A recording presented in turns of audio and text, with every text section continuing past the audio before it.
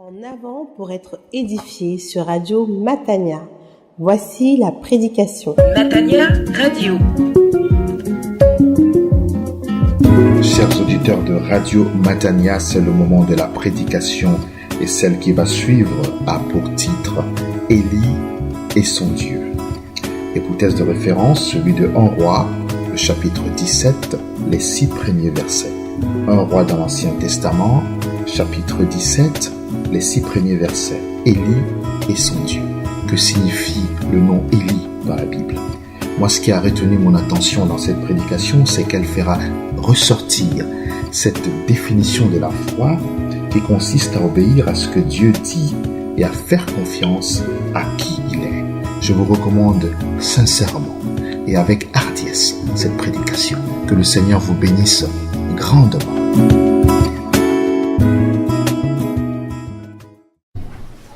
En Roi chapitre 17, verset 1 à 6. Nous allons faire la lecture. La bonne nouvelle nous vient donc de ce livre historique. Un Roi chapitre 17, verset 1 à 6.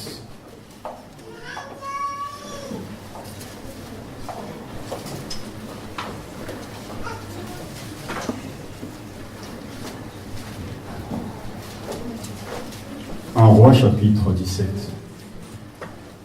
verset 1. Un Roi chapitre 17, verset 1. Lisons et accueillons la parole de Dieu.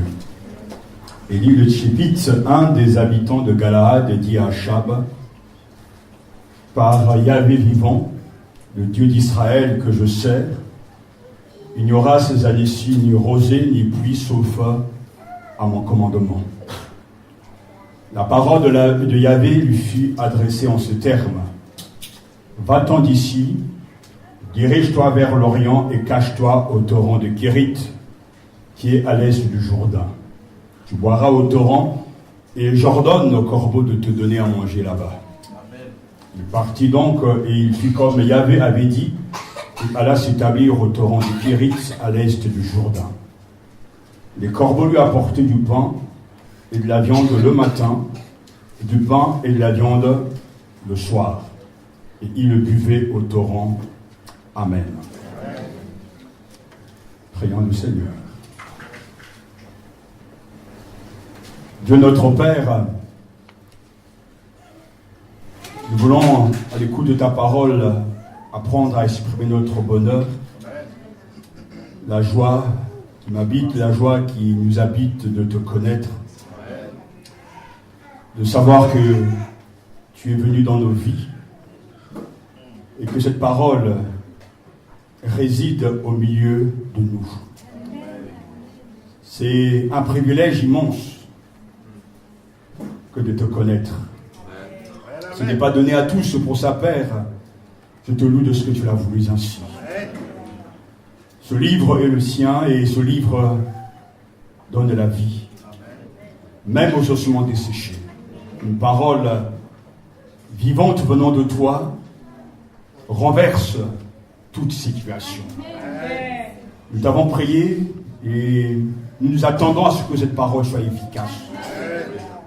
Les uns et les autres sont venus, chacun avec ses problèmes, ses mauvaises habitudes, mais nous voulons que tout cela soit balayé par l'autorité des Écritures. Nous ne sommes pas venus pour devenir pire, mais pour devenir meilleurs. Et ce n'est qu'en écoutant ta parole que nous pouvons repartir de cette colline de Matania dans nos demeures avec la gloire de Dieu sur nous. Alors fais pénétrer ta vérité au-dedans de nous. Je te prie de convertir les enfants, de canaliser nos bébés, de toucher les jeunes qui sont sans doute peut-être certains ailleurs, qui sont mal à l'aise au milieu de nous, parce qu'ils ne se sentent pas chez eux. Mais Seigneur, que ta présence les inonde, qu'ils soient rattrapés par cette présence de Dieu qui est là au milieu de nous, afin que nous puissions être tous un peuple unis pour te servir. Que ton nom soit glorifié, que ton règne vienne dans nos cœurs.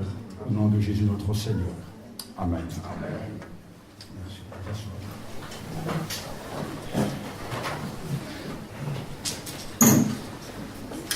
Nous n'avons pas abandonné notre sujet principal, c'est-à-dire l'autorité. Nous avons vu ensemble l'autorité de Dieu, l'autorité de Jésus-Christ, et nous verrons aussi ensemble l'autorité des Écritures. Ce matin, c'est l'application de l'autorité des Écritures qui nous guide, parce que nous pouvons connaître tous les éléments de ce qu'est l'autorité de Dieu, l'autorité des Écritures, sans pour autant en mesurer la grandeur et l'importance. Alors la meilleure manière de comprendre l'autorité des Écritures, il faut voir les effets, les bienfaits de la parole de Dieu sur le peuple de Dieu, sur le serviteur de Dieu qui est Élie. C'est un encouragement pour nous, et ça sera aussi une libération pour nous que de commencer par la fin. Lorsque l'on va apprendre quelque chose et qu'il y a une masse d'informations à mémoriser, on est vite découragé.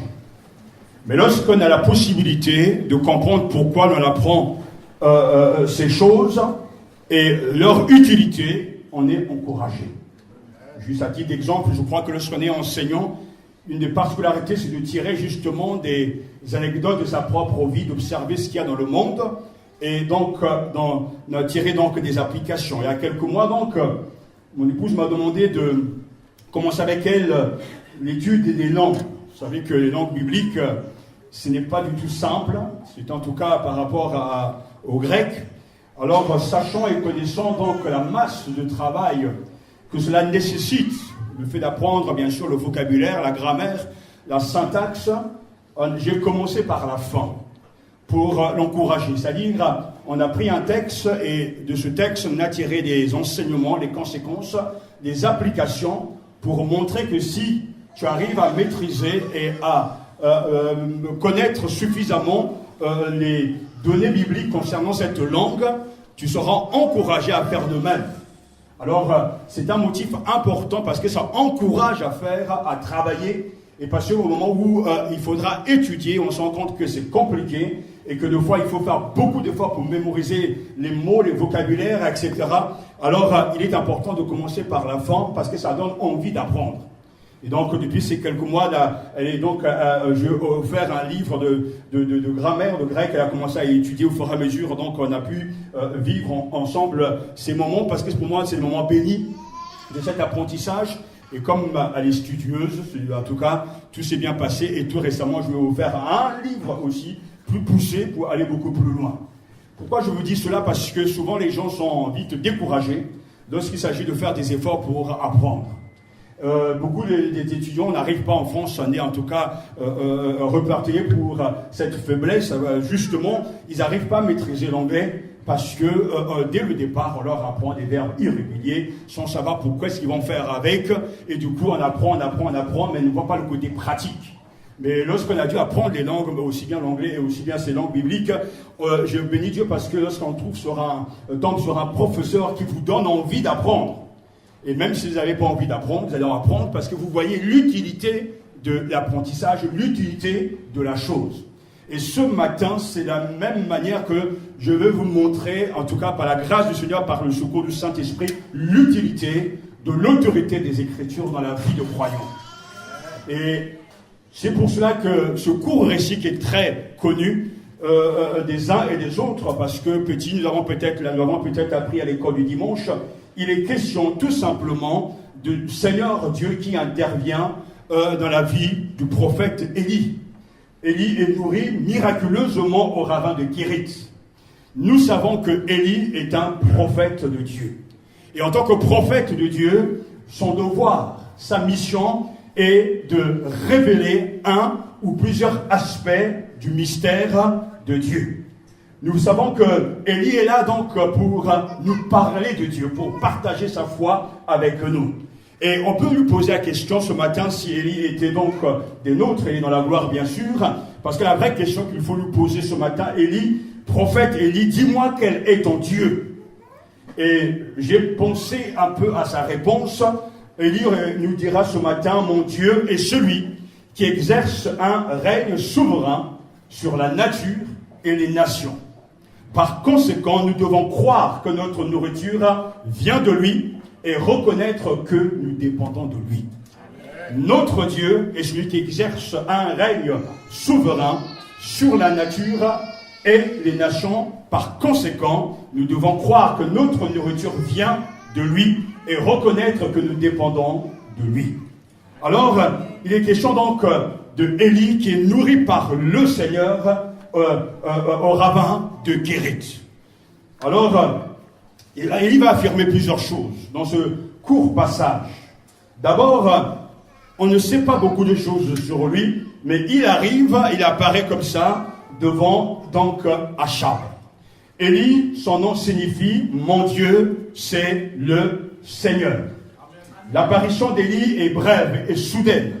Et l'écrivain sacré n'indique pas son arrière-plan, mais en tout cas, il introduit ce grand prophète de Dieu.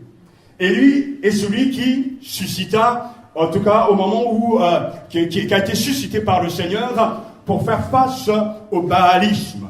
Et le texte nous dit, Élie le Tibite, un des habitants de Galaad, dit à Achab, par Yahvé vivant, le Dieu d'Israël, que je sers, il n'y aura ces années-ci ni rosée ni pluie, sauf à mon commandement. Pourquoi Élie est-il là? Dieu, bien sûr, l'envoie voir le roi Achab.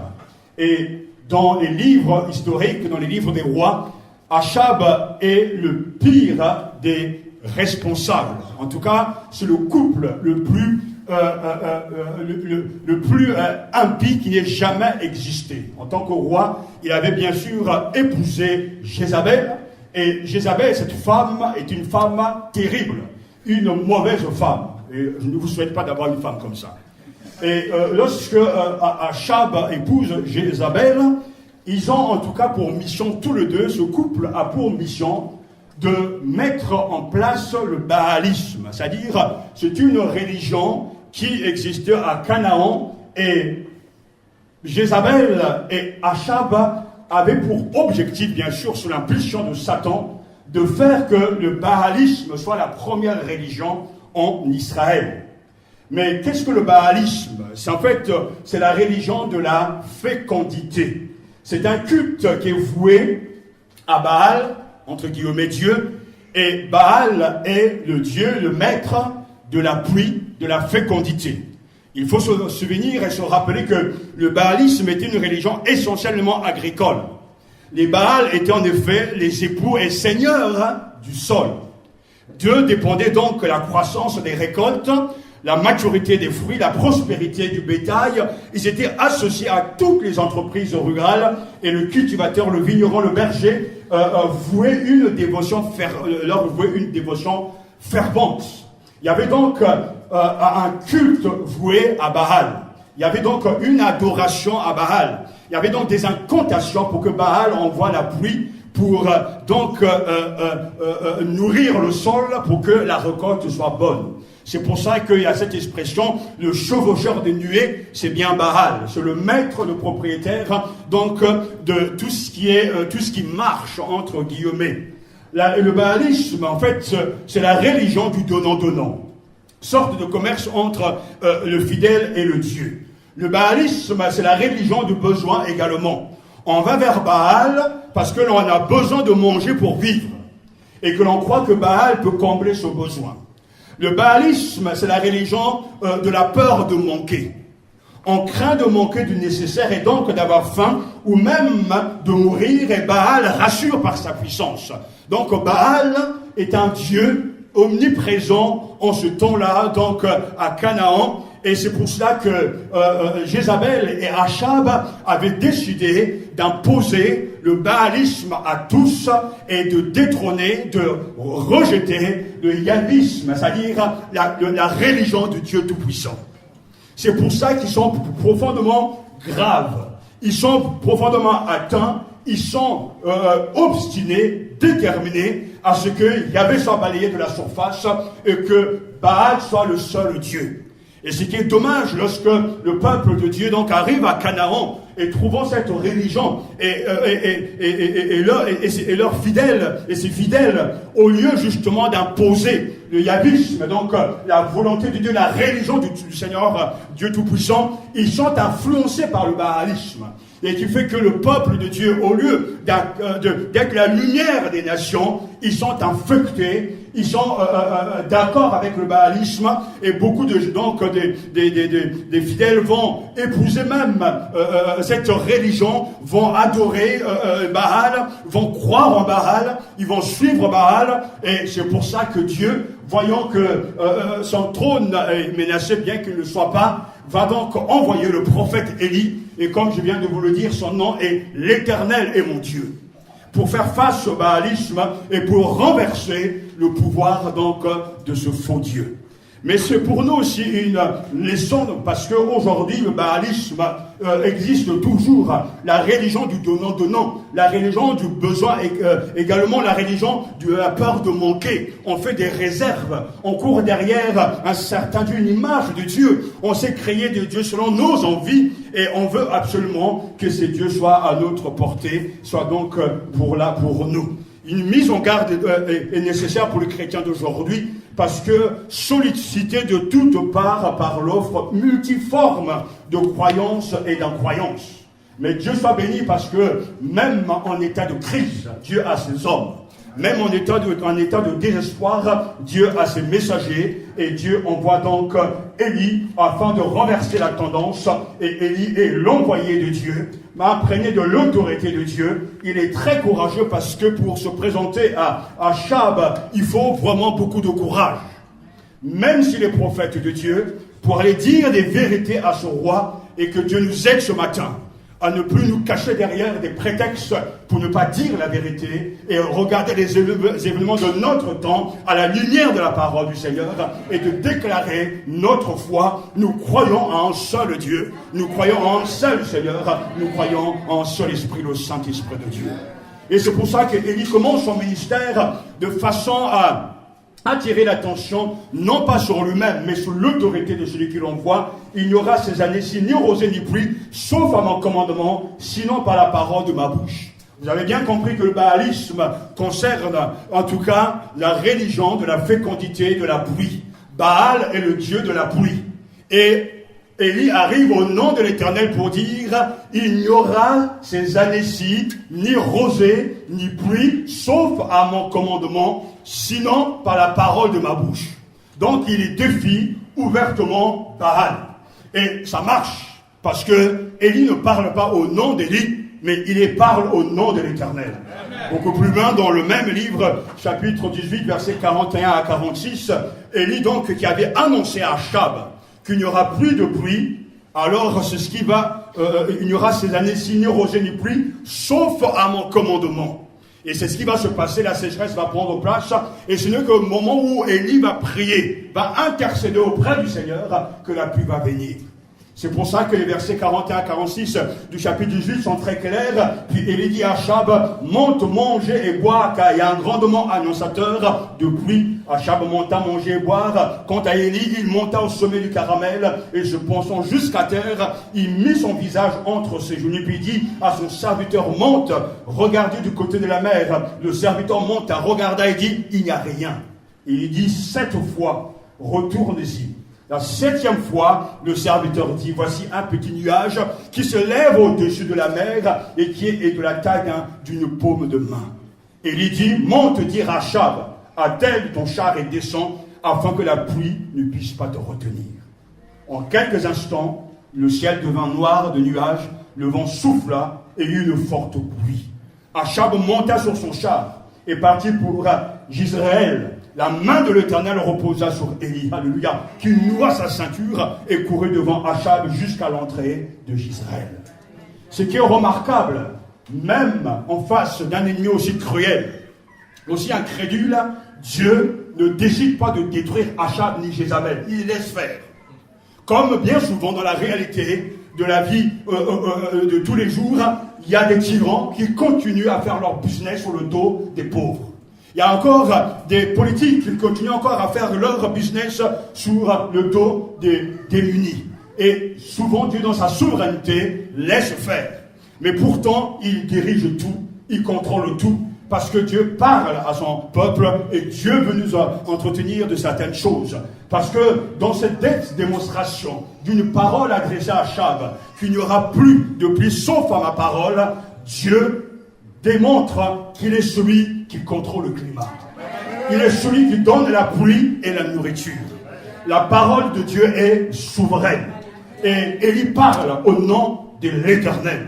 C'est pour ça lui-même, lorsqu'il se présente, dit au nom de l'Éternel par Yahvé. C'est par Yahvé qu'il fait ces choses. C'est par Yahvé qu'il agit. Le nom de l'Éternel est connu de Élie. Il connaît son Dieu. Par Yahvé, il prononce la parole d'autorité. Et nous savons que Yahvé, traduit par l'Éternel, est le nom qui caractérise les rapports de Dieu avec son peuple. Il implique sa présence et son action. Yahvé, c'est celui qui s'est fait connaître à Moïse. C'est celui dont le nom est au-dessus de tout nom. C'est celui qui dit « Je suis là et je serai encore là ». Yahvé est le Dieu d'Israël. Et on n'a jamais trouvé une définition de ce nom Yahvé, sauf dans celle que j'ai pu partager avec vous, que je vais encore vous partager ce matin, quand justement il est question de Yahvé. Cela veut dire tellement de choses qu'il faudra tout assimiler ce matin. Yahvé, c'est-à-dire je suis l'existant. C'est-à-dire que je suis celui en qui toute la puissance de l'être est mise à votre service. Je suis celui par lequel on peut compter. Alléluia. Je suis là avec vous, pour vous. Vous pouvez compter sur moi. Vous pouvez vous appuyer sur moi. Vous ne serez pas déçus. Mettez votre foi en moi, car je suis celui qui suis. Je suis la cause de ce qui existe, de ce qui est, c'est-à-dire qui mène à l'existence et qui n'existe pas. Je suis celui qui crée et c'est celui qui vient donc au secours de son peuple. Yahvé est le grand je suis. Yahvé est celui qui est éternellement présent. En résumé, son nom signifie présence. En résumé, son nom signifie compagnonnage. Je suis avec vous. Son nom signifie fidélité. Et quand Élie apparaît, il dit c'est par Yahvé, le Dieu vivant, que j'agis. Pour oser et changer le cours de l'histoire, Élie avait une relation avec le Seigneur. Ce n'était pas là des mots, mais une réalité. Par Yahvé qu'il intervient. C'est par Yahvé qu'il parle. Ou dans une version, par la vie du Seigneur, le Dieu d'Israël. Par la vie du Seigneur, le Dieu d'Israël. Et quand il y avait donc, plutôt Élie, lorsque Élie apparaît, c'est pour exprimer l'autorité de celui qu'il a envoyé. Il affirme que Yahvé est celui qui l'envoie et il parle et il agit au nom de l'Éternel. C'est pour ça que tout marche, que l'on peut réussir dans sa vie lorsque l'on connaît le Seigneur, lorsque l'on agit au nom du Seigneur, que son nom est dans nos vies. Parce que connaître le nom du Seigneur, c'est connaître Jésus lui-même, c'est connaître sa personne, c'est connaître son caractère, c'est connaître son autorité, c'est reconnaître son pouvoir et sa réputation. Dans l'Ancien Testament, c'est Yahvé. Dans le Nouveau Testament, c'est Jésus le Seigneur. De la même manière que dans l'Ancien Testament, on invoque Yahvé, de la même manière dans le Nouveau Testament, on invoque Jésus-Christ. Et quiconque invoquera le nom du Seigneur sera sauvé. Et Élie est habité. Élie est dirigé par Yahvé. Il affirme donc l'autorité de Yahvé. Il affirme donc qu'il est le serviteur de Yahvé. Et qu'il fait cela, non pas pour sa propre gloire, mais pour la gloire de son Dieu. Ensuite, il affirme que le Dieu qu'il sert est vivant. Alléluia. Par Yahvé vivant, le Dieu d'Israël que je sers. C'est une grande affirmation. Parce que non seulement il le fait au nom de Yahvé, mais il est conscient que Yahvé est vivant. Vous connaissez aujourd'hui les théologiens de la mort de Dieu? Ils existent. Pour beaucoup, aujourd'hui, Dieu est mort. Pour certains, ce que nous sommes en train de lire, ce vieux texte, il est dépassé. Il est impossible que des corbeaux arrivent à nourrir un homme. Il est impossible que ce récit ait une autorité. Mais nous croyons que la Bible dit vrai. Parce que c'est vrai dans la Bible, et c'est vrai pour moi, comme c'est vrai pour d'autres chrétiens. Yahvé est vivant. Ce n'est pas simplement là une affirmation qu'il faut prendre à la légère, mais c'est une affirmation qui est à la base de notre foi. Yahvé n'est pas mort. Dieu n'est pas mort. Parce qu'il est celui qui intervient. Il est intervenu dans la vie d'Élie. Il est le Dieu qui agit et agira encore. Il est le Dieu qui est l'intervenant transcendant. Celui qui intervient de façon surnaturelle.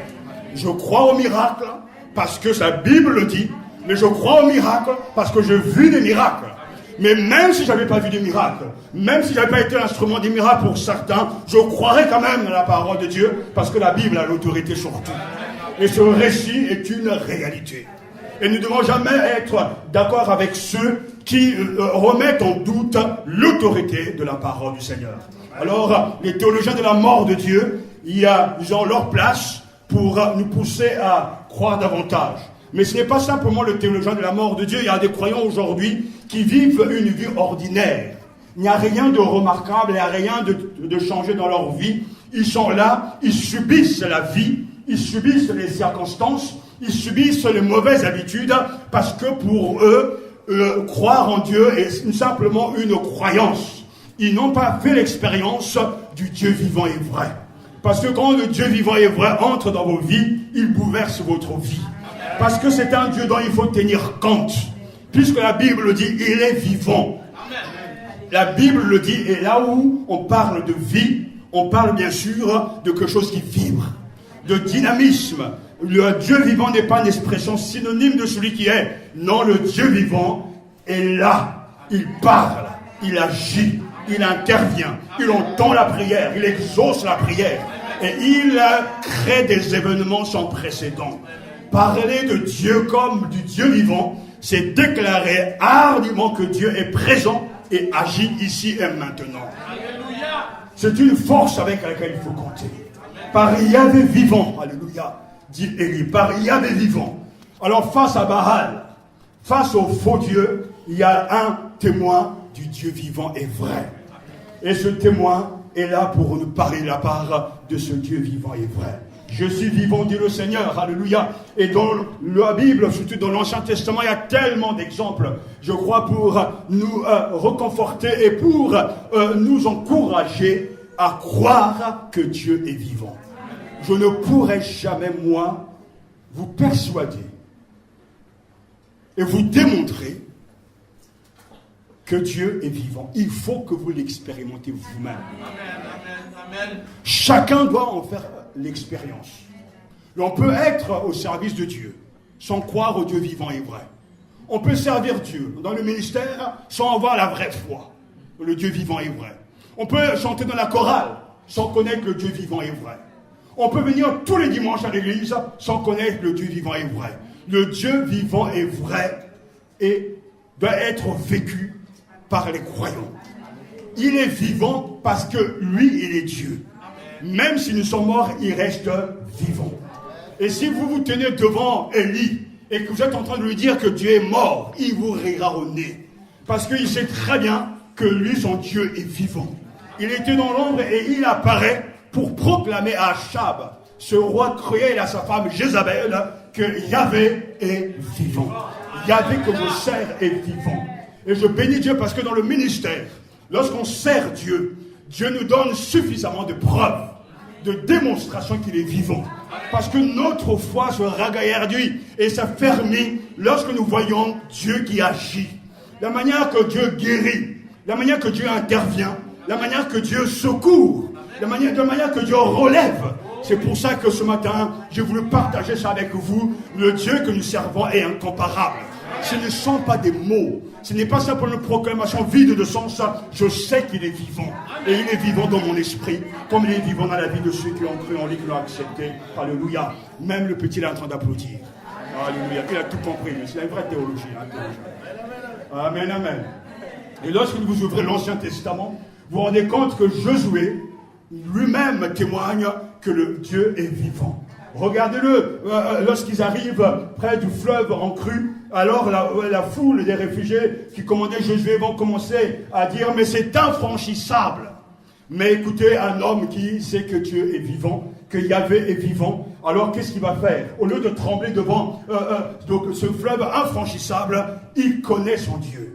Et je sais que Josué a dû tellement fréquenter Moïse que Moïse a eu un impact sur lui et tous les deux ont vécu la puissance de Dieu. Alors bien que le peuple tremble, l'homme de foi, l'homme de Dieu, Josué dit, à ceci vous reconnaîtrez que le Dieu vivant est au milieu de vous.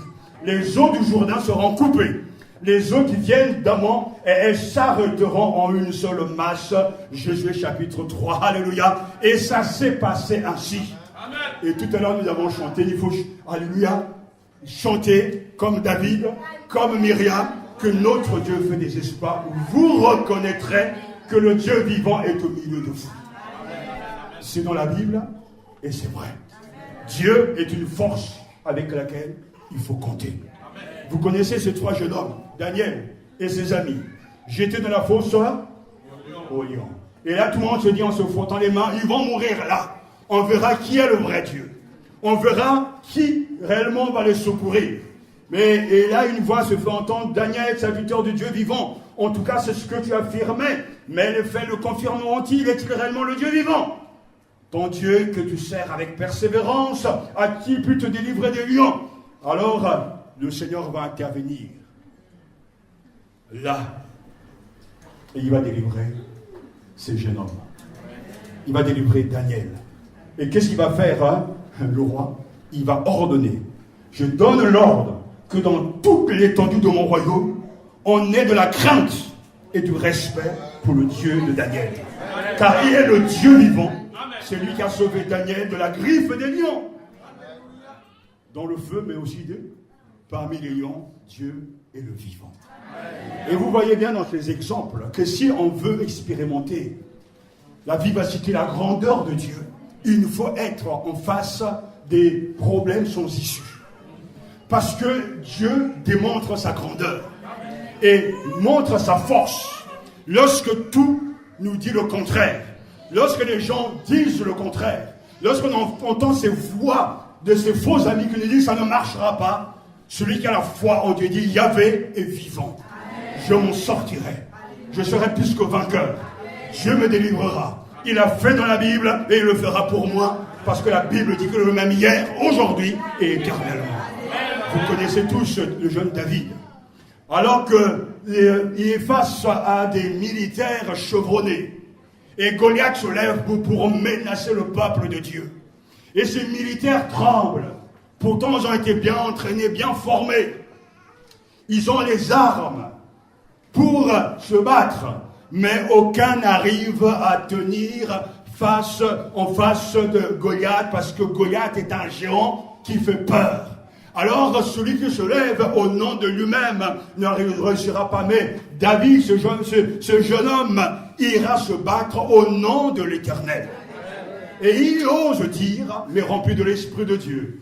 Parce que c'est Dieu qui l'envoie. Parce que c'est Dieu qui l'a choisi. Mais qui est donc ce Philistin? C'est un circoncis pour lancer un défi aux troupes du Dieu vivant. Ton serviteur a frappé le lion et l'ours. Et il en sera du Philistin, de cet incirconcis, comme de l'un d'eux, car il a lancé un défi aux troupes du Dieu vivant. Et nous connaissons l'histoire. David prend sa fronde avec une pierre et il lance et Goliath tombe. C'est la victoire de Dieu sur Goliath. C'est la victoire de Dieu sur les faux dieux. Mais c'est la victoire de David qui a cru que Dieu était capable. Parce que Dieu est vivant. Il y a des circonstances insurmontables. Il y a des situations impénétrables dans la vie des uns et des autres. Mais placez Dieu au milieu de ces circonstances. Placez Dieu au milieu de ces difficultés. Et laissez Dieu être Dieu pour vous. Yahvé est vivant. Je sais qu'il est vivant. Je suis témoin. Certains sont témoins. Et je serai encore témoin qu'il est vivant, qu'il parle et qu'il agit. Qui est cet homme? Mais ce n'est qu'Élie. Mais Élie qui parle au nom de Dieu. il affirme, par l'autorité de Dieu, que cette parole s'accomplira certainement. Je l'ordonne. Et dans la vie chrétienne, entre parenthèses, apprenez à mémoriser les Écritures. Mais apprenez aussi à les réciter, à les dire au moment opportun. Il faut déclarer la parole de Dieu. Le miracle, chaque miracle dans la Bible est lié à une parole qui est déclarée. Si on ne déclare pas ce que Dieu dit, il n'y a rien qui va se passer. Il ne s'agit pas simplement de prier, de louer constamment et de jeûner. Il faut parler la parole. Jésus le dit bien. Dis à cette montagne, déplace-toi. Mais on ne parle pas pour parler en vain. L'on parle parce qu'on a cru. Et c'est pour ça que Dieu va accomplir sa parole. Il est terrible de tomber entre les mains du Dieu vivant.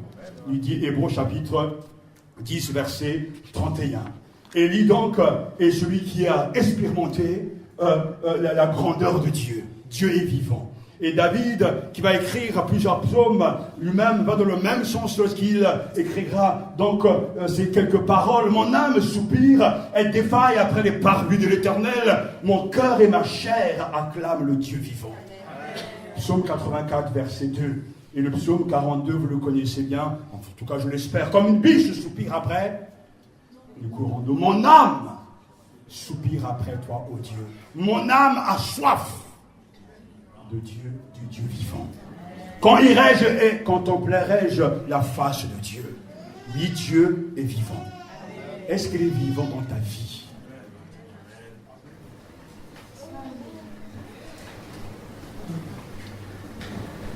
Encore une petite parenthèse.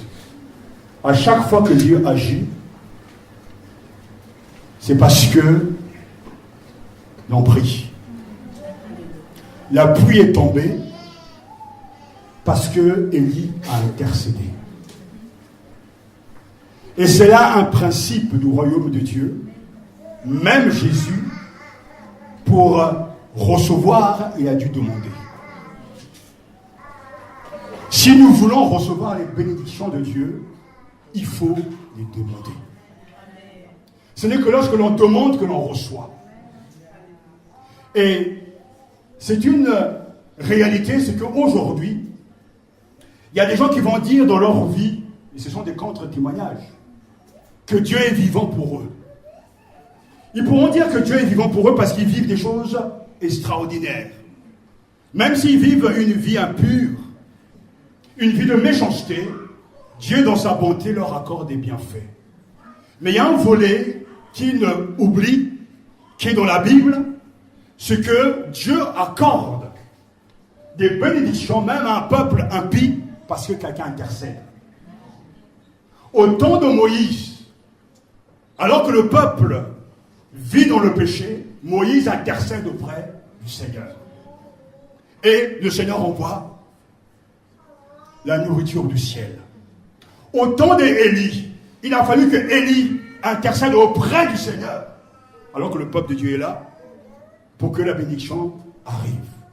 Au temps de Samuel, Samuel a dû intercéder auprès du Seigneur. Et Dieu a béni Israël.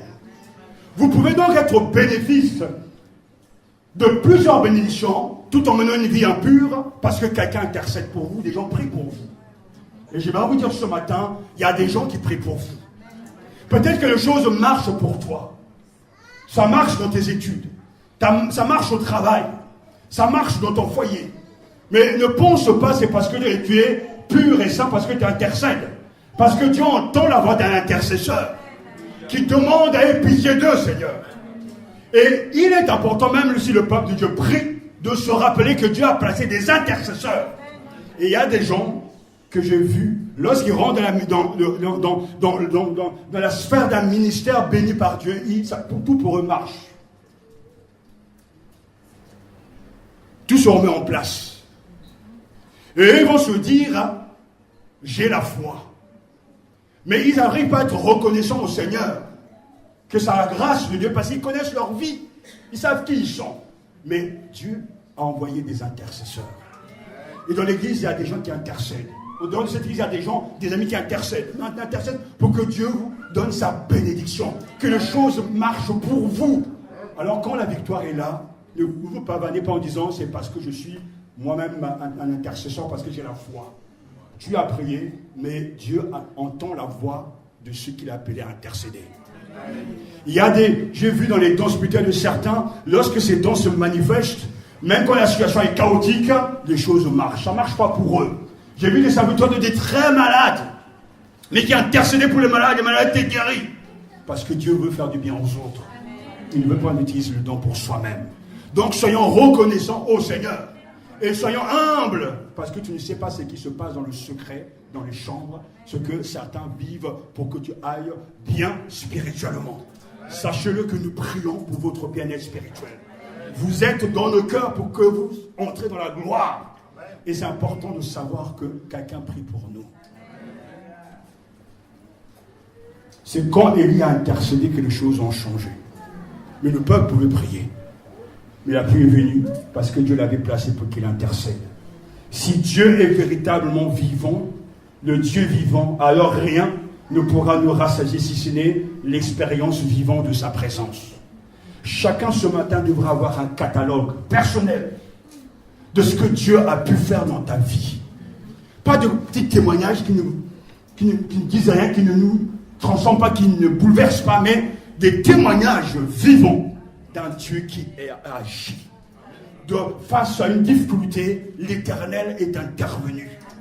Face à une situation sans précédent, l'Éternel est intervenu. Et c'est pour cela que vous trouverez toujours, et vous verrez vous-même, dans la vie de ceux qui vivent avec un Dieu vivant, une louange puissante, une adoration puissante, massive, parce qu'ils savent que l'Éternel est vivant. Allez dire à Myriam que l'Éternel est mort, non, elle va vous rigoler au nez. Parce que Myriam a vu l'Éternel, l'intervention de Dieu. Allez dire à Élisée que l'Éternel est mort et ils vont vous rire au nez. Parce qu'ils ont vu la main de Dieu à l'œuvre. Et à chaque fois, ces gens sortent de cette expérience toujours musclés, toujours entreprenant, toujours assoiffés de Dieu. Parce qu'ils ont vécu et ils vivent la réalité d'un Dieu vivant. C'était ce mardi soir. Alors la nuit, à 1h du matin, la comme une voix intérieure m'a dit: mais moi, ton Seigneur, je suis incomparable. Regarde ce que j'ai fait. C'est à ce moment-là, pourtant, je connaissais bien cet attribut, mais je commençais à fouiller ma Bible. Il y a tellement de choses incroyables. Notre Dieu est incomparable en sa personne. Il fait des choses uniques et incroyables. De la naissance jusqu'à la fin, il est celui qui intervient et qui change le cours de l'histoire. Je suis incomparable, j'étais tellement protégé, j'étais garde-regard, le chemin par lequel tu devais passer, mais moi je suis là, ton protecteur, ton gardien, et mon cœur était excité. Et j'étais là ce mardi, j'étais en train de me dire: oh Seigneur, vivement dimanche, que je partage ça au peuple de Dieu. Parce que quand on vit une réalité spirituelle, on est en chaleur entre guillemets. C'est pour ça que le peuple de Dieu ne peut pas rester la bouche fermée. Il ne peut pas rester mort. Un Dieu vivant est servi par un peuple vivant. Tout le reste n'est que tromperie. Par Yahvé vivant. Et Élie continue dans le même verset en affirmant que Yahvé a une relation spéciale avec Israël. Par Yahvé vivant, le Dieu d'Israël, que je sers. Dieu est le Dieu d'Élie. Mais Yahvé est le Dieu d'Israël. Ça veut dire que Israël est le peuple de Dieu. Ah, c'est beau d'être membre du peuple de Dieu. Et pour en faire partie, comme il est écrit dans Exode chapitre 19, le Seigneur lui-même va ordonner à son peuple de l'écouter. Moïse alors monta vers Dieu. Lui dit donc la Bible: Yahvé l'appela la montagne et lui dit: tu parleras ainsi à la maison de Jacob, tu déclareras aux Israélites: vous avez vu vous-même ce que j'ai fait aux Égyptiens et comment je vous ai emporté sous des ailes d'aigle et amené vers moi. Maintenant, si vous écoutez ma voix et gardez mon annonce, je vous tiendrai pour mon bien propre parmi tous les peuples. Car toute la terre est à moi. Je vous tiendrai pour un royaume de prêtres, une nation sainte. Voilà les paroles que tu diras aux Israélites. Et c'est ainsi que l'on définit le peuple de Dieu. Le peuple de Dieu est choisi par Dieu. Et les brebis du Seigneur écoutent sa voix. C'est pour ça que Jean chapitre 10 nous dit la même chose. Les brebis, ils entendent ma voix. Et ils me suivre. Si vous écoutez ma voix et gardez mon alliance, je vous tiendrai pour mon bien propre parmi tous les peuples, car toute la terre est à moi. Je vous tiendrai pour un royaume de prêtres et une nation sainte. Et dans 1 Pierre, nous connaissons que nous sommes devenus une race élue, un sacerdoce royal, des prêtres de l'Éternel. Pour louer le Seigneur, nous sommes devenus le peuple de Dieu. Nous avons un Dieu qui est sur le trône. Un Dieu qui a tout pouvoir sur le climat, sur la nature, qui est souverain. Et ce Dieu est le Dieu d'Israël. Il y a une grande bénédiction dans ce qu'on entend si fort. Mon Dieu, ce n'est pas le Dieu de tout le monde, mais l'Éternel est mon Dieu. Celui qui a créé le ciel et la terre est mon Dieu. Celui qui compte les étoiles du ciel est mon Dieu. Et dans le Nouveau Testament, cette relation va beaucoup plus loin, elle est beaucoup plus profonde. Jésus ne nous apprend pas à prier Dieu, mais dit notre Père qui est aux cieux. Nous sommes les enfants de Dieu. Mais pour ceux-là qui ont cru en Jésus-Christ comme leur sauveur et Seigneur et sauveur personnel, ils deviennent enfants de Dieu par la puissance du Saint-Esprit. Alléluia. Maintenant, si vous écoutez bien ce que je vous dis, et si vous respectez mon alliance, vous serez pour moi. Alléluia. Le joyau de Dieu. Vous savez, c'est un moment magnifique lorsqu'on adore le Seigneur, parce qu'à chaque fois, je regarde au-dedans de moi cette vision, il me voit l'adorer. Et je sais que l'adoration, la louange touche son cœur. Donc, je donne le meilleur. Je veux bien chanter. Je veux bien m'exprimer. Parce que le Seigneur entend et il voit. Il prend plaisir à la louange de son peuple. Il vient s'asseoir au milieu de l'adoration, de la louange. Il vient là quand la louange l'adore. C'est pour ça qu'il y a de la joie à l'adorer. Il y a du bonheur à se perdre en lui. Parce qu'il est incomparable. Je suis heureux. Malgré les difficultés, je suis heureux de savoir qu'il m'a choisi, qu'il m'aime et qu'il m'a désiré. Et qu'il me veut toujours. Il est mon Père. Il est mon Dieu. Un privilège immense. Méconnu des autres nations, vous serez pour moi. Et Élie le dit très clairement, pas Yahvé vivant, le Dieu d'Israël que je sers, alléluia, le Dieu d'Israël. Ensuite, Élie est conscient de la présence de Dieu plus que tout, parce que dans ces quelques deux petits mots, il dit, mais le Dieu que je sers, devant qui je me tiens? Devant qui je me tiens? Vous savez, je l'ai écrit quelque part, il y a cette théologie de la présence de Dieu. Beaucoup de choses se passent devant Dieu. En fait, tout se passe devant lui. Ce matin, vous êtes devant lui. Vous ne le voyez pas, mais il vous voit. Vous l'entendez peut-être pas, vous l'entendez par le biais de la prédication, mais il entend tout. Les battements de votre cœur, les pensées qu'il y a en dedans de vous, toute votre imagination. Tout cela, il le voit tout.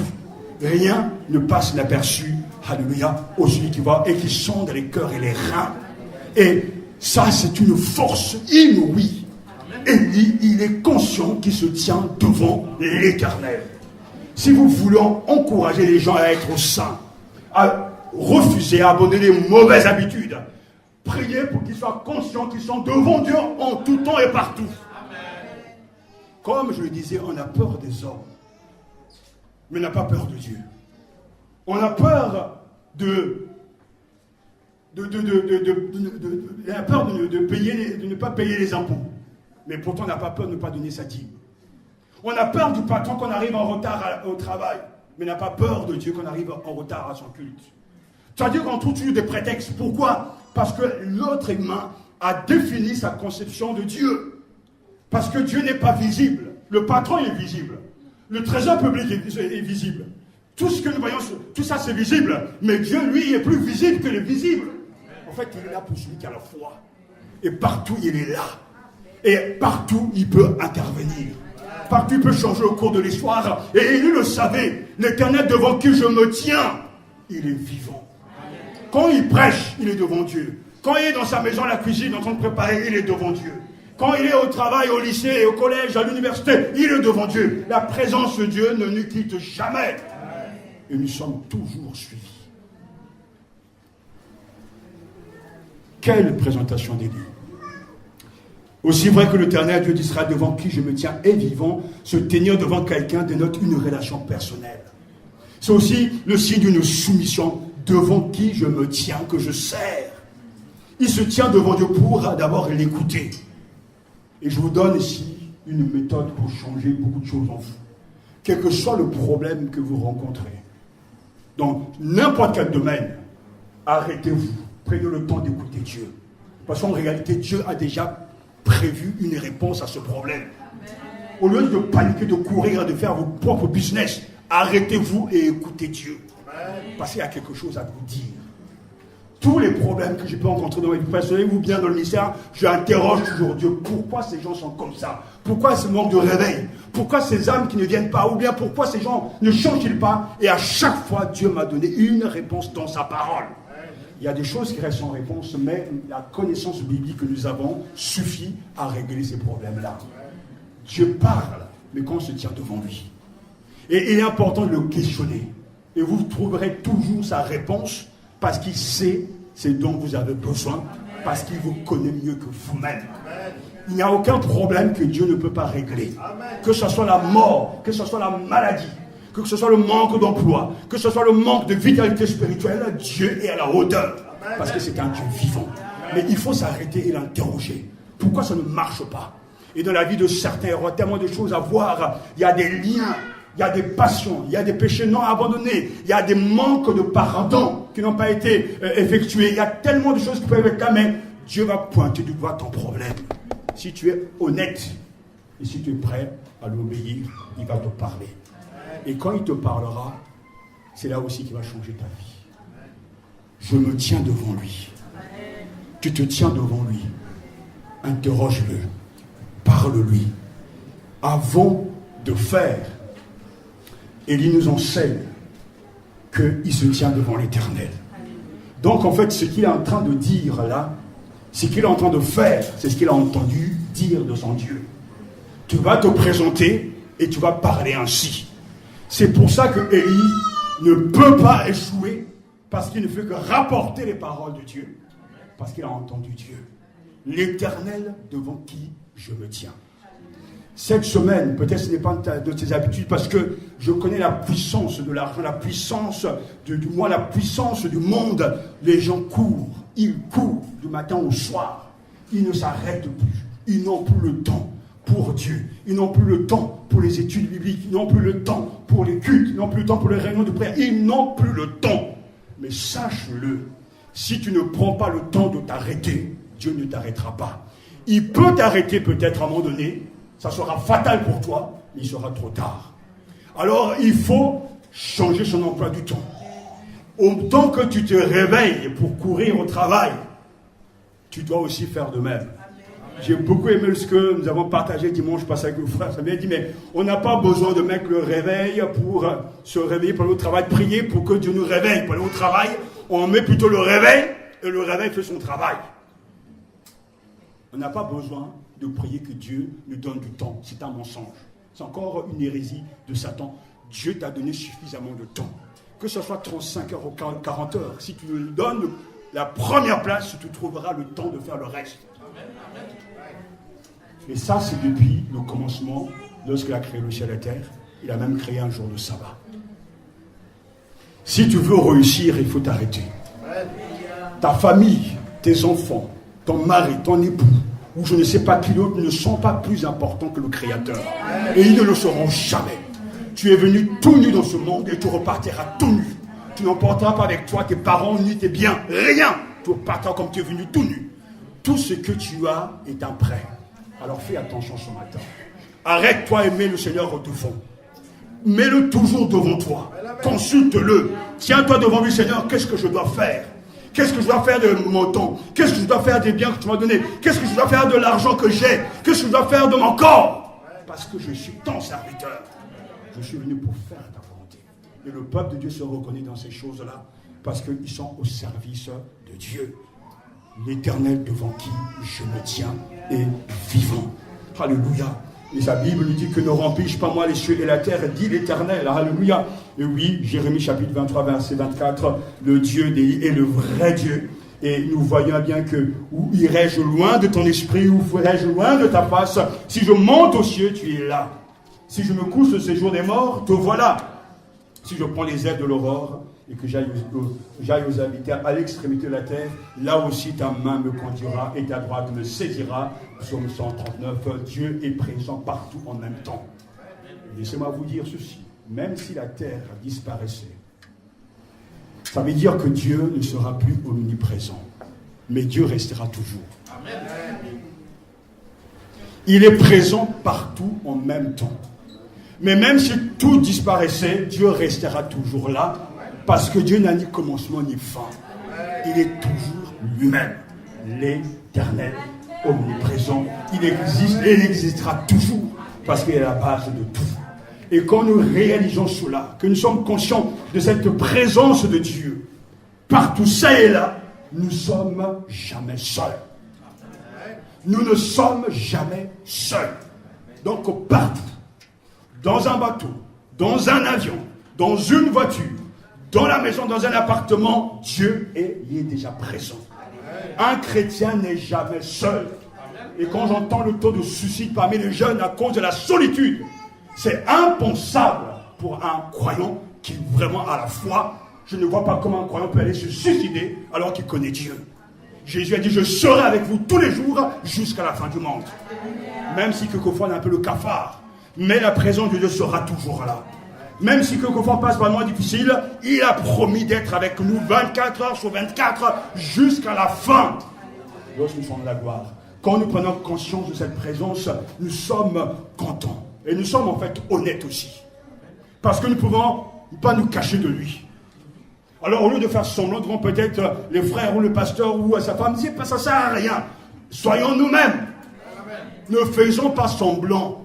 Parce que le même Dieu te voit en secret. Tu es capable de sourire, de danser chez toi. Tu dois être capable de le faire dans la maison de l'Éternel. Soyons honnêtes. Et ça, c'est ce que j'aimais chez le frère David, le roi David, l'homme sur le cœur de Dieu. Quand l'arche entre à Jérusalem, il danse. Et sa femme, elle regarde un nouvel. Mais qu'est-ce que tu fais là, mon chéri? Ça, c'est pas Jézabel. Hein. Mais oui, il y avait un problème quand même. Au lieu de se réjouir de voir David danser devant l'arche de l'Éternel, parce qu'il est heureux de voir l'arche revenir dans la ville sainte. Mais non, là, mais qu'est-ce que tu me fais? Tu vas te donner la honte, là. Écoute, on a une réputation, respecte-toi un peu. Il y a des gens qui jouent à ce jeu-là, se respectent. Ah, non, reste un peu pas de main. On vient à l'église avec des habits religieux. Se jouent un jeu bizarre, quoi. Ils ne sont pas eux-mêmes, pas expressifs, les visages serrés. Même quand tu le regardes, même quand l'ange passe, tombe par terre. Parce que, comment ça se fait que vous louez le Seigneur comme ça, tu regardes. Hein. L'ange éternel passe, mais qu'est-ce qu'ils font là? Et tout à l'heure, on a dit, mais la joie de l'Éternel est notre force. C'est-à-dire que c'est ça des habitudes que nous avons irritées parce qu'on a grandi dans un milieu où les gens sont là.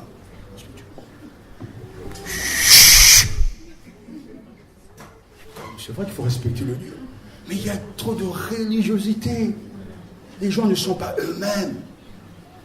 Une fois, j'observais un jeune homme que je connaissais dans l'église, et puis dans l'église, il était toujours calme. Et puis, il était dehors avec ses amis, et puis il faisait ça. Quand j'ai dit, ça, c'est lui qui fait ça. Ces enfants-là, il faut les surveiller parce que c'est grave.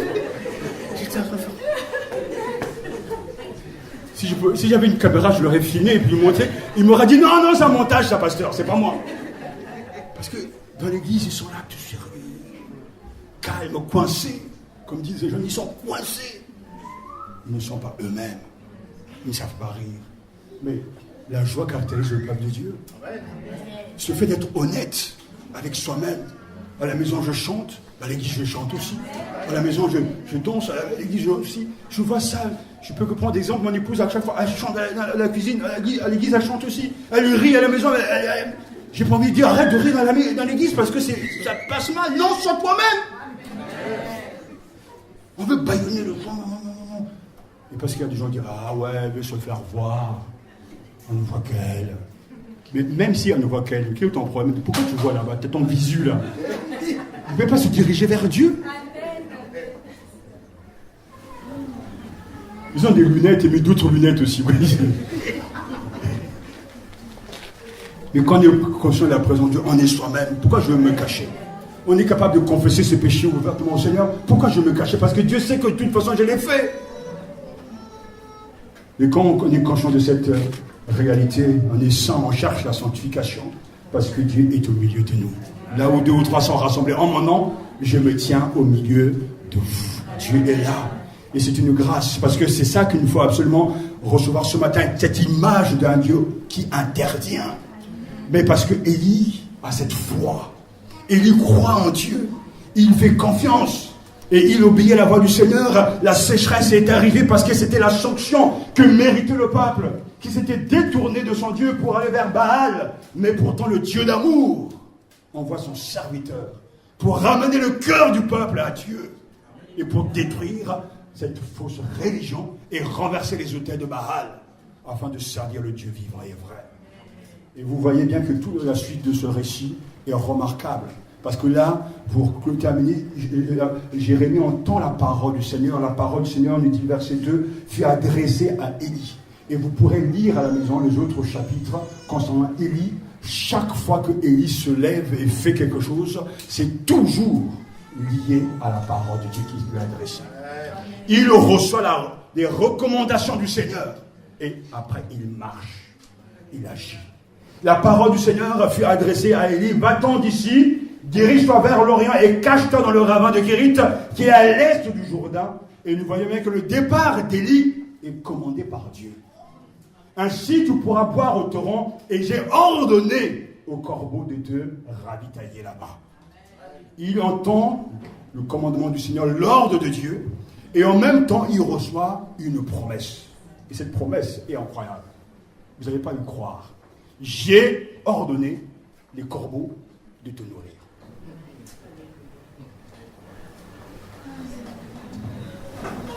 Alors, si c'était nous, on va dire, mais non, mais... Seigneur, répète ce que tu viens de me dire. J'ai ordonné aux corbeaux de te nourrir, de te ravitailler là-bas.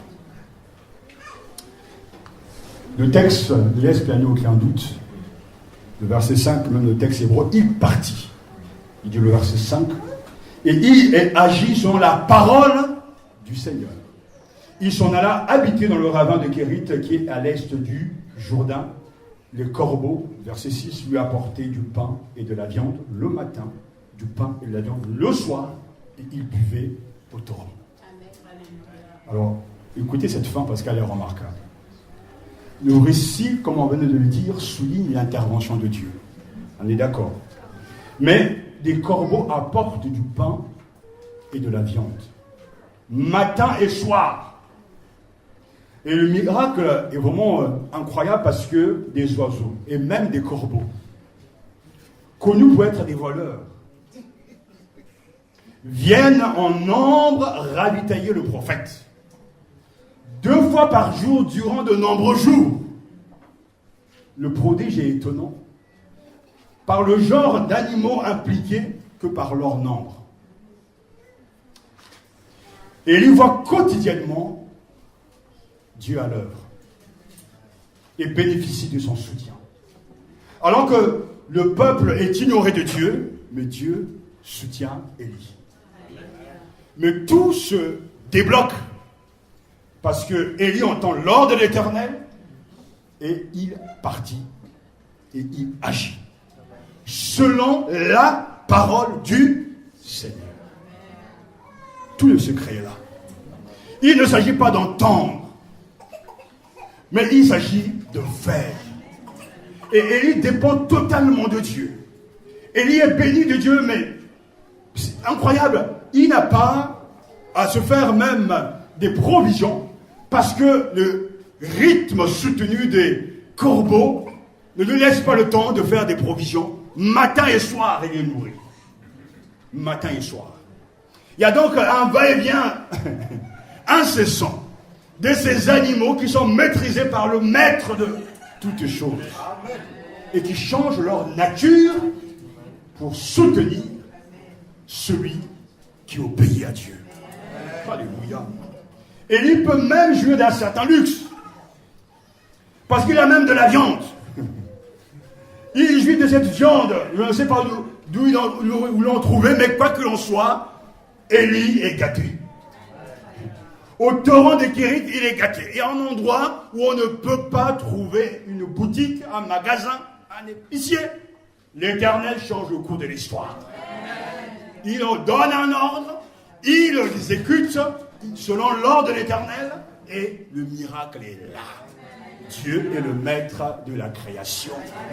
Celui qui exerce un règne souverain sur toutes choses. On contre nous-mêmes les corbeaux à exécuter sa volonté, à faire ce que naturellement ils ne font pas. Dieu démontre sa souveraineté sur la nature. Alléluia. Ce n'est plus donc Baal que le vrai Dieu, mais c'est Yahvé. Dieu agit pour Élie comme il a fait pour Israël. Mais là, vous voyez, c'est l'inverse, parce que pour Israël, Moïse intercède et Dieu leur envoie cette manne, ce pain du ciel. Mais là, il n'est pas question, c'est Dieu lui-même qui promet à Élie de le bénir. Et Élie a obéi. Alors que dans le désert, c'est la conséquence de la désobéissance. Mais ici, c'est la conséquence de l'obéissance. Mais la conséquence de la désobéissance passe par un intermédiaire pour que Dieu ait pitié. Mais là, la conséquence de l'obéissance est directe. Dieu témoigne de sa présence à Élie comme il avait fait à Israël. Il prend soin de son peuple.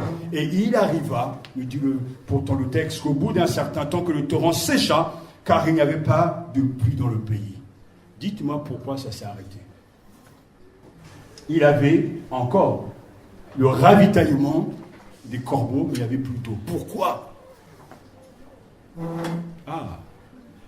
Mais pourquoi l'eau s'est arrêtée? Car il n'y avait plus de pluie dans le pays. Il arriva au bout d'un certain temps que le torrent sécha. Pourquoi?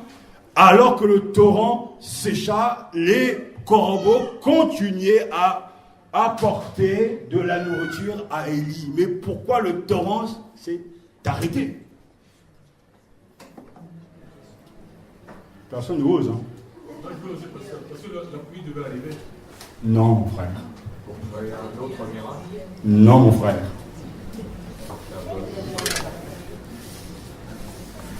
Personne n'a trouvé. La parole, peut-être que vous avez répondu que je n'ai pas entendu, la parole que Dieu donne à Élie au début, cet ordre concerne l'eau, la pluie. Mais cette parole déclarée n'a pas été retirée. Donc la pluie, l'eau s'est arrêtée selon la parole du prophète. Mais la bénédiction de nourrir Élie, c'est une parole qui continue. Dieu maîtrise tout. Il dit oui, il dit non. La parole prononcée en son nom est valable et d'actualité. Parce que cette parole est là pour démontrer que Baal n'est pas le vrai Dieu. Il n'y aura pas de pluie, sinon sauf selon ma parole. Donc la malédiction touche les eaux. Et quand Dieu épargne Élie, il lui donne de la nourriture, mais l'eau s'arrête parce que cette malédiction touche partout. Mais le miracle qu'il adresse à Élie ici concerne bien justement la nourriture. Il dit bien, ainsi tu pourras boire au torrent, et j'ai ordonné au corbeau de te ravitailler là-bas. Quand Dieu il prononce une parole, cette parole s'accomplira toujours. Parole de vie ou de mort, c'est la parole de Dieu. Élie part au torrent de Kérith car il croit que les corbeaux le nourriront selon la promesse reçue. Et nous avons là une leçon puissante de ce qu'est la foi. Parce que la foi en Dieu traduit une attitude de confiance dans ce que Dieu accomplira. Dans ce que Dieu accomplira. Que devons-nous faire pour permettre à Dieu d'agir? La réponse est là. La foi consiste à reconnaître Dieu tel qu'il est, l'incomparable. Celui qui intervient, le maître souverain en toutes choses, et le secret. J'aime pas ce mot, mais le secret est simple. Ce secret a deux éléments essentiels. D'abord, obéir à ce que Dieu dit et faire confiance à ce qu'il est. C'est pourquoi Élie était fort. Dieu lui donne un ordre contradictoire, bizarre. Mais pourtant, Élie obéit. Pendant qu'il obéit, il fait confiance à ce Dieu-là. La foi véritable, c'est ça. Obéir à ce que Dieu dit et faire confiance à ce qu'il est. C'est lui qui a promis, j'ai ordonné au corbeau de te ravitailler là-bas. Et frères et sœurs, cette leçon spirituelle, elle est valable en tout temps. On ne peut pas passer outre cette leçon.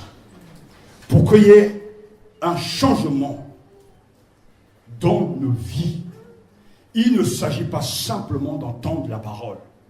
Il faut obéir. Et lorsqu'on obéit en marchant selon ses promesses et en croyant qu'il est réellement ce Dieu qui dit qu'il est, Dieu agira pour honorer sa propre parole. Vous pourrez prendre ce principe, l'appliquer à la vie de tous les saints. D'abord dans la Bible, l'Ancien et Nouveau Testament, vous trouverez le même schéma. La foi, c'est d'abord l'obéissance. Et croire que Dieu est ce qu'il prétend être. Abraham entend la voix de Dieu qui dit « Quitte ton pays, ta maison, et va dans un pays que tu ne connais pas. » Abraham partit sans savoir où il allait. Il est parti, mais il croyait en celui qui a fait la promesse. Et les deux éléments vont toujours ensemble. Il y a des vies qui ne changent pas. Il y a des vies qui ne changent pas, des vies qui ne sont jamais transformées. Non pas par manque de connaissances bibliques, mais parce qu'il n'y a pas d'obéissance. On entend bien les promesses de Dieu, on entend bien les avertissements du Seigneur, et nous savons ce qu'il faut faire. Mais on a décidé de ne rien faire. La foi entend et obéit. Quand la Bible dit que donnez, il vous sera donné. Tu entends la parole de Dieu, tu obéis et il te donne. Je veux vous encourager, si vous avez un problème de manque d'argent, ne priez pas sans cesse, il faut arrêter ça. La première chose qu'il faut faire d'abord, c'est d'obéir à Dieu. Si vous avez des problèmes d'argent, commencez par donner à quelqu'un.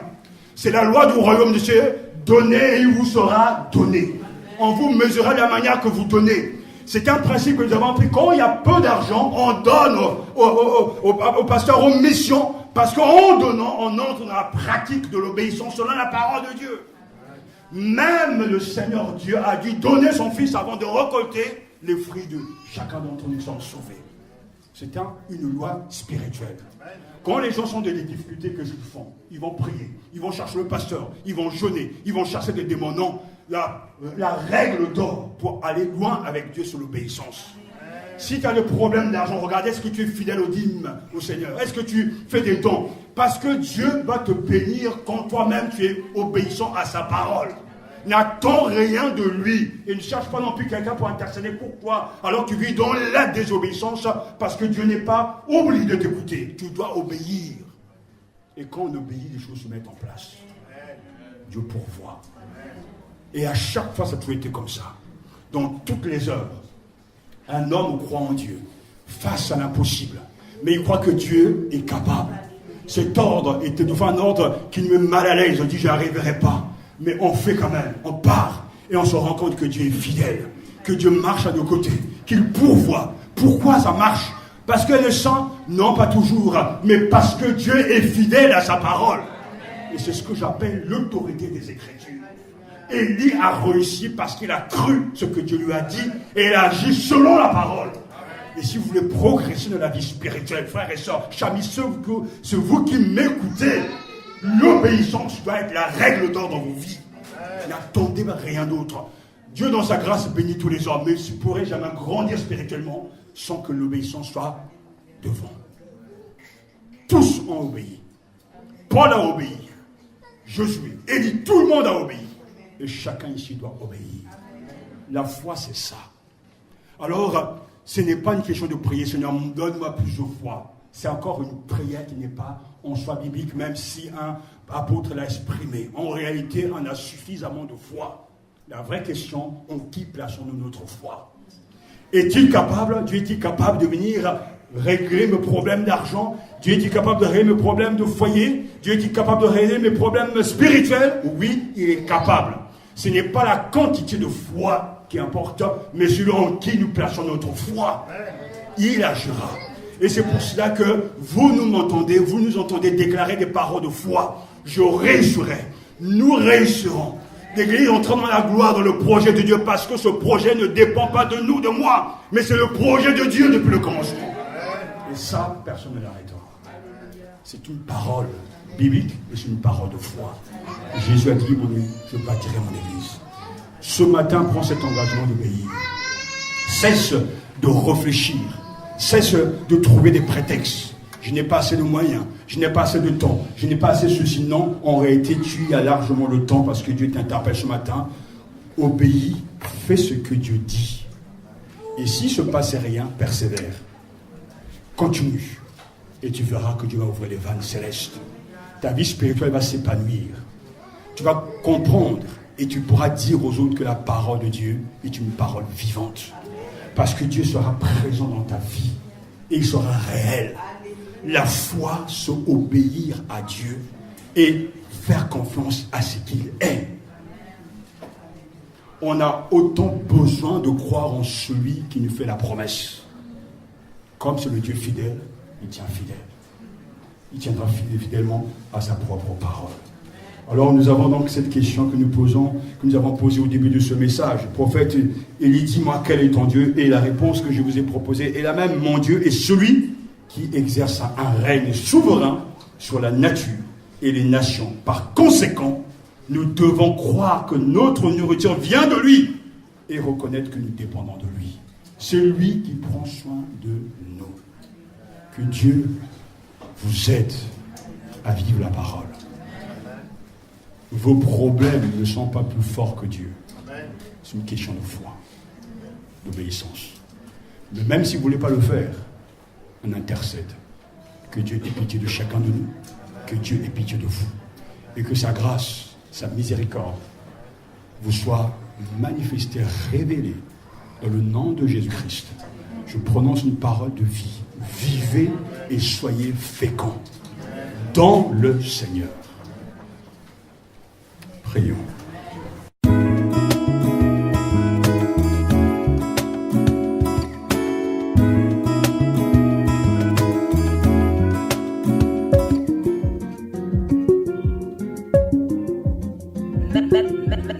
Matania Radio.